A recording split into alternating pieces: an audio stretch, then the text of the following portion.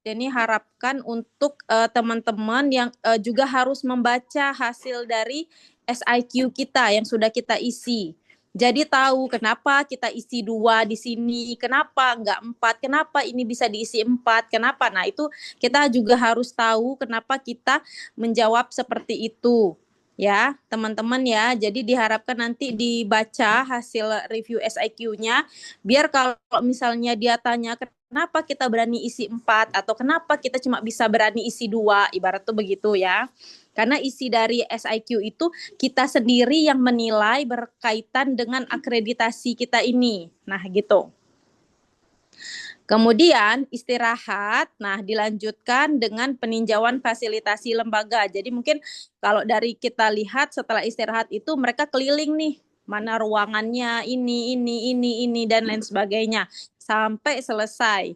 Nah, kemudian istirahat lagi untuk sholat dan makan. Nah, kemudian dilanjuti dengan wawancara. Nah, ini penelusuran wawancara berkaitan dengan unsur organisasinya, SDM, metode, dan pelaksanaan. Nah, ini penanggung jawabnya tim visit, tapi yang peserta yang terlibatnya itu ada pimpinannya, ada seluruh tim akreditasi, sama pegawai lain yang ditugaskan di lembaga. Jadi ini mungkin nanti akan ada asesor juga yang akan ditanya bagaimana berkaitan dengan pengalaman dalam pelaksanaannya, proses persiapannya, kemudian berkaitan dengan unsur organisasinya mungkin nanti juga akan dipertanyakan, legalitas lembaga, kemudian SDM kita, asesor-asesor kita, ini semuanya akan ditanyakan. Mungkin nanti akan ada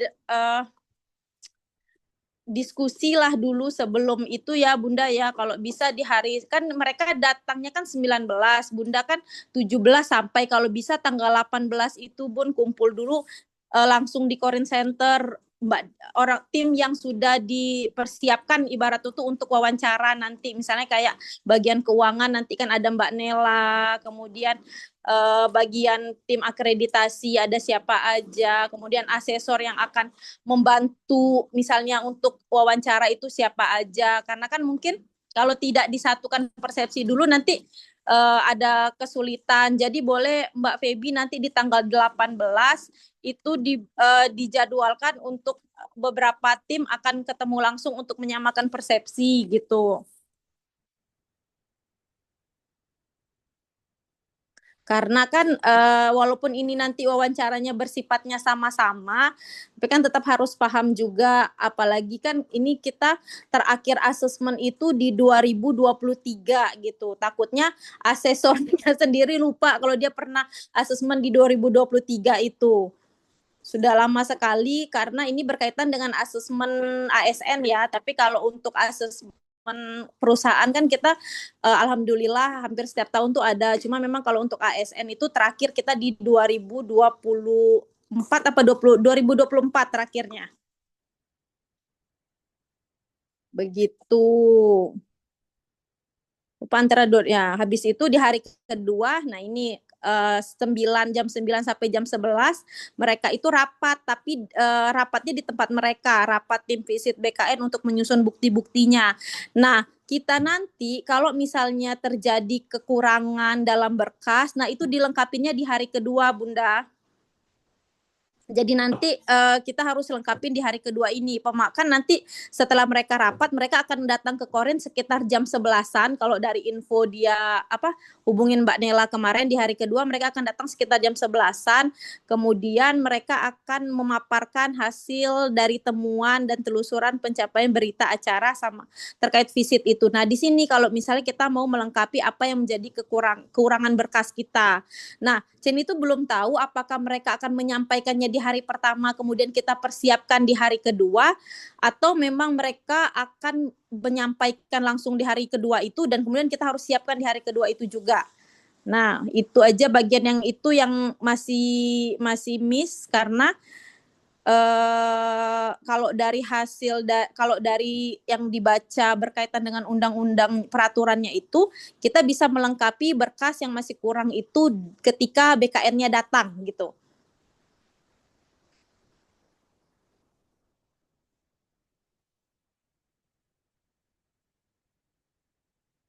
Sebenarnya ini tidak sulit sebenarnya, cuma memang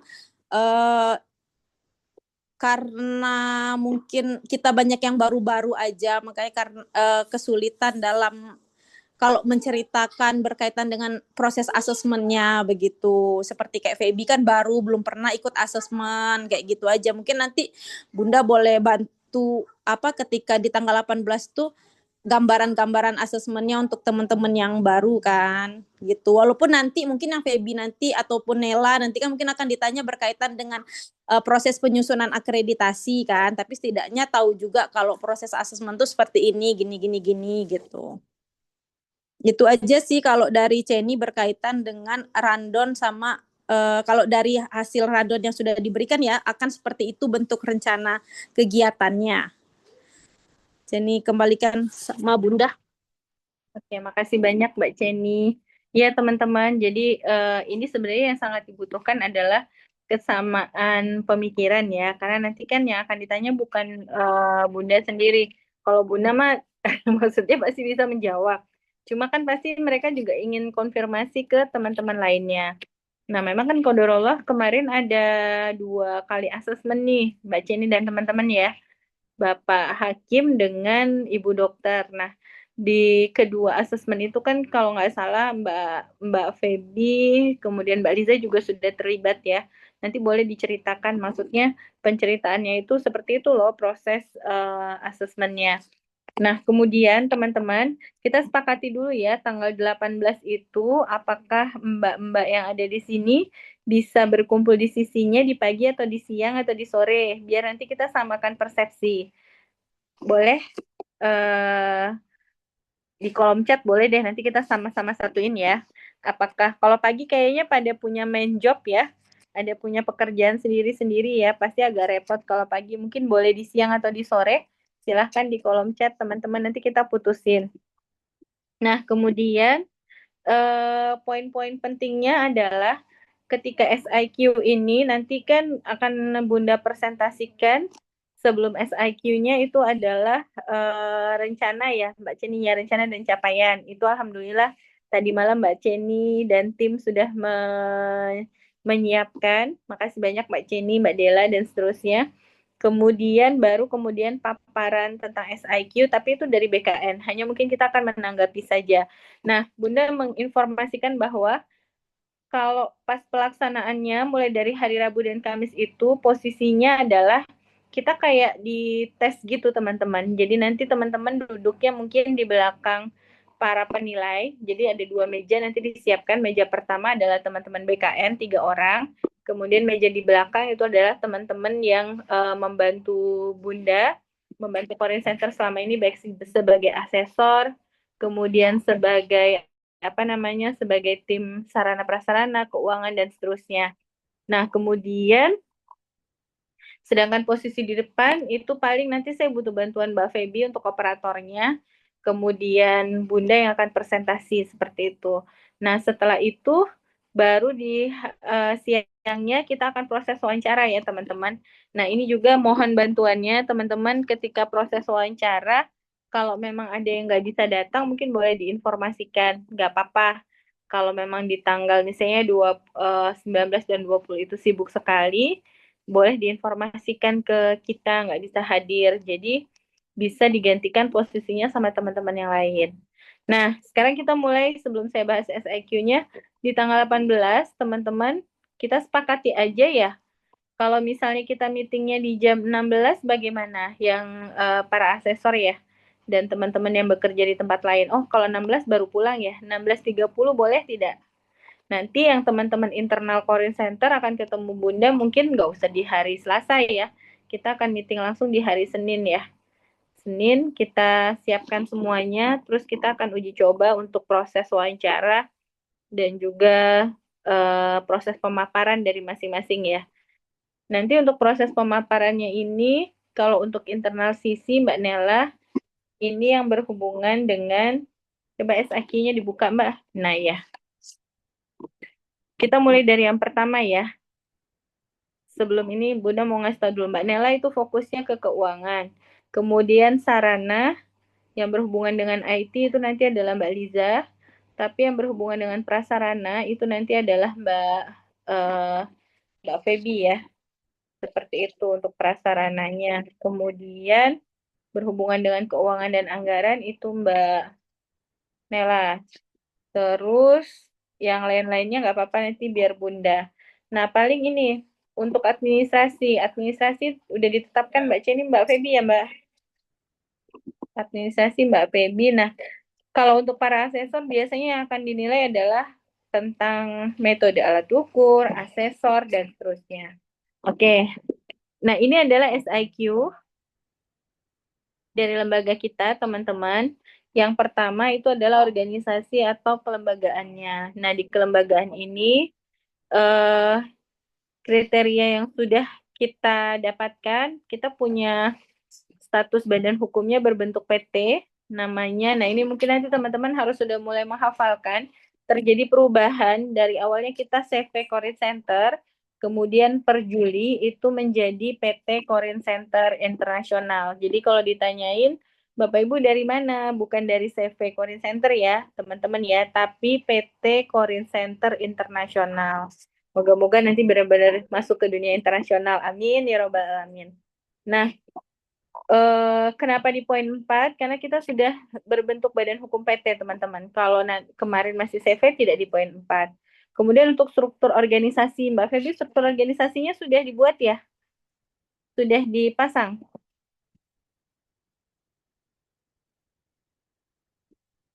Halo Mbak Feby, Mbak Nela, Mbak Liza. Dalam proses, Bunda. Oke, nanti kalau udah difotokan ya, jadi teman-teman yang ada di Zoom ini tahu. Nanti mungkin dibuat grup sendiri Mbak Feby khusus untuk tim presentasi kita ya. Nah, di struktur organisasi ini, teman-teman, untuk PT Korea Center Internasionalnya itu terpisah. Kan kalau di CV kan kita ada bimbel ya, ada apa namanya, konselingnya, ada outbound dan seterusnya. Tapi kalau di PT Korea Center Internasional ini fokusnya ke assessment center aja di yang kita presentasikan. Jadi memang tidak bergabung-gabung dengan yang lain. Di strukturnya juga seperti itu. Nah, kemudian untuk struktur organisasi ini karena kita sudah terpisah dari divisi-divisi lainnya, maka poinnya kita dapat 4. Seperti itu. Jadi perlu disampaikan, jangan sampai teman-teman salah ketika presentasi. Oh, kita ada bimbel, ada konseling, ada ini. Nah, itu CV Korean Center. Tapi yang kita presentasikan di depan BKN ini adalah yang benar-benar hanya assessment center ya, teman-teman ya. Jangan sampai nanti ketika misalnya menginformasikan Mbak Feby, Mbak Liza, Mbak Nela, dan teman-teman lainnya, menginformasikan, oh dokumentasinya saya mengambil ketika orang bimbel. Nah, itu kan bukan assessment center.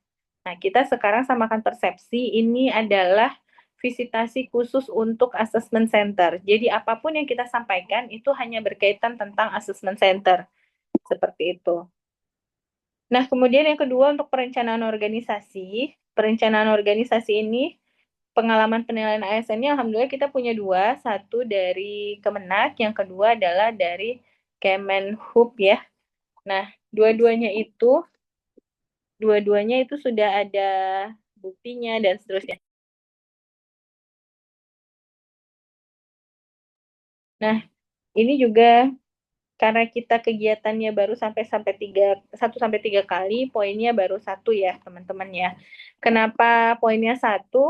Kenapa tidak lebih dari 3? Karena memang setelah 2024 itu agak kesulitan kita mendapatkan order assessment center karena memang harus akreditasi dulu prosesnya.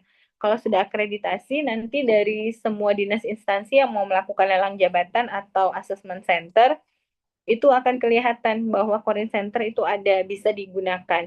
Kalau sekarang kita nggak bisa digunakan karena belum akreditasi, seperti itu. Kemudian yang kedua adalah fasilitas.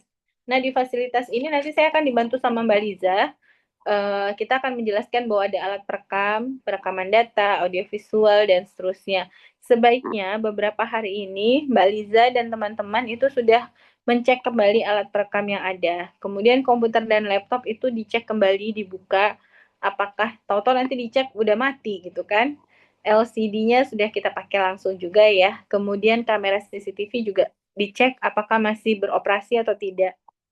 Kemudian yang kedua adalah prasarana. Di prasarana ini saya minta dibantu juga dengan Mbak Feby. Jadi Bunda presentasi tapi Mbak Feby juga ada bisa menambahkan. Nah, di prasarana ini kita punya gedung permanen dengan beberapa ruangan.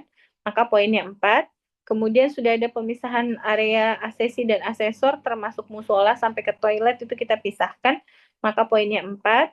Kemudian ruang kelas, ruang pengarahan juga ada. Maka kita dapat poinnya juga 4. Ruang diskusi, ruang individu, observasi dengan one way mirror-nya ada.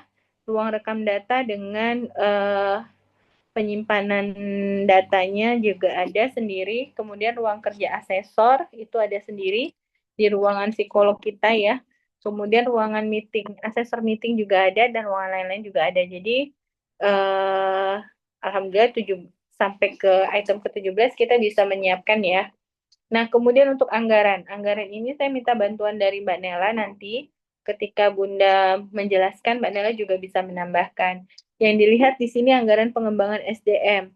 Pengembangan SDM ini fokusnya adalah pelatihan. Alhamdulillah kita sudah melakukan banyak pelatihan ya, baik untuk pimpinan, asesor, dan tim pendukung. Nah, ini poin kita 4, dibuktikan dengan berbagai dokumentasi dan sertifikat. Kemudian anggaran untuk pengembangan metode penilaian kompetensi, ini juga sudah kita lakukan. Ada beberapa metode yang kita anggarkan seperti pembelian alat tes dan seterusnya, itu poinnya 4. Kemudian pembelian pemeliharaan sarana prasarana, misalnya terkait alat perekam dan seterusnya, itu juga di poin 4. Nah, kemudian indikator yang keempat adalah penjamin mutu. Poin pertamanya adalah ketersediaan SOP. Ini Mbak Jenny CS nih. SOP ini memang kita sudah bangun dari sejak awal Assessment Center Core Center. Jadi poin kita 4, dari mulai tahap perencanaan sampai tahap pengevaluasian itu sudah ada SOP-nya. Kemudian implementasi standar mutu. Pelaksanaan sudah berdasarkan SOP. Ini poinnya 2. Kemudian evaluasi pelaksanaan penilaian kompetensi kita dievaluasi oleh user. Ini sudah 4. Perbaikan pengembangan mutu. Ini kita melakukan hal-hal yang berhubungan dengan evaluasi. Itu sudah, maka poinnya 4. Kemudian yang kelima, laporan penyelenggaraan. Nah, di Quality Center itu memang selalu setiap kegiatan kita selalu ada laporannya. Maka kita mendapatkan poin 4. Kemudian penyimpanan pendokumentasikan hasil penilaian kompetensi. Ini nanti bisa dibantu Mbak Liza juga. Pengarsipannya baik secara online maupun offline-nya juga sudah ada. Nanti Mbak Feby juga bisa bantu ya terkait yang dokumen-dokumen tadi yang sudah dirapikan ya. Ini Mbak Feby sama Mbak Liza. Kemudian untuk indikator sumber daya manusia, yang pertama pimpinan. Pimpinan itu mulai dari pengetahuan, kompetensi, keterampilan, dan pengalaman, yaitu saya sendiri. Ini juga sudah di poin 4. Kemudian untuk asesor, nah asesornya adalah teman-teman asesor yang hadir ya, yang ada saat ini. Kemudian jumlah asesor tetapnya ada, termasuk juga Pak Tar selaku penanggung jawab dan juga psikolog penanggung jawab kita. Kemudian pengalaman penilaian kompetensi juga ada, 4. Dan penguasaan teknis penilaian pengembangan profesi relevan, ini kita di posisi 1 ya.